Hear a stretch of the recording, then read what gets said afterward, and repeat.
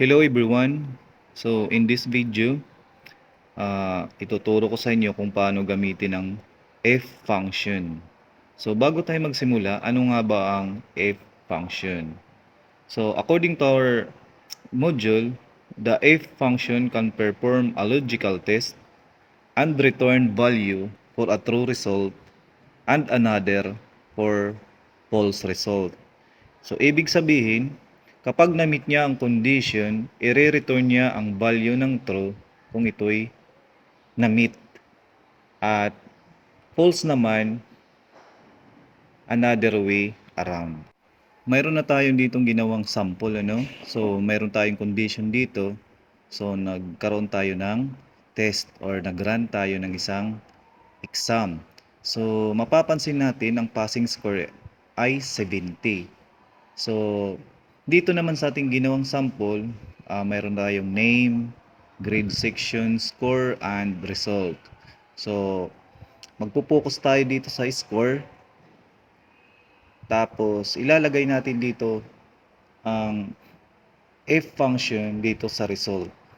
Kung ito nga ay na-meet ang condition. So, paano nga ba gamitin ang if function? So, ganito po ang ating gawin. Dito kay Anderson, punta tayo sa result niya. So, mapapansin nating 92, ano? So, mag-run tayo ng if function. So, isulat lang natin dito ng if function or equals if. Yan. Tapos, open parenthesis, greater than, yung logical test natin muna, no? Yung 92, yung B5, si Anderson. Then, greater than, equal sign. Tapos, yung passing score, lagay natin 70. Tapos, comma, quotation. Tapos, sulat natin dito ang pass. Okay, katapos niyan, quotation na naman.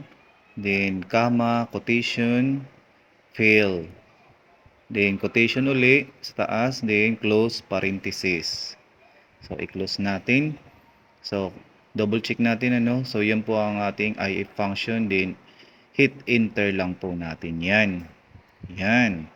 So, makikita natin 92. So, yung return value niya ay pass kasi nga true. Ano? 92 is pass according sa ating passing score. Then, itong maliit na to na green, kulay green, i-drag lang natin hanggang dito. So, makikita natin, nandyan ng result. 75 pass, 93 pass, 70 pass, 90 pass, 95 pass, at 65 fail. Kasi nga, yung passing score natin ay 70.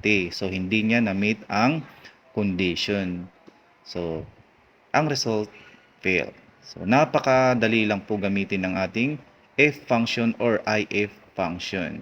I hope you enjoy. Salamat!